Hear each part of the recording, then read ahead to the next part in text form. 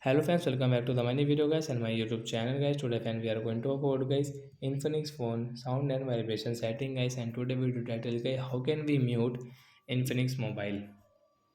Friends, you want to mute guys your infinix device, so how can you mute? Today friends I will show you, I will tell you guys. So before starting video friends, first of all go and subscribe the channel guys, click the bell icon and like the video. So friends, now let's see how can we mute guys our infinix phone. First of all guys, you will have to on guys your phone setting guys. After on phone setting guys, you can see this type of setting. So friends, click on guys your phone sound and vibration setting guys, click on phone sound and vibration and guys scroll it. So as you can see, there are many types of sound and vibration setting guys, but guys we don't have any mute option. How can we mute Infinix phone? So as you can see guys, the shortcut setting guys, tap on shortcut. As you can see mute, so how can we on it? First of all guys, you will have to on guys the first one setting.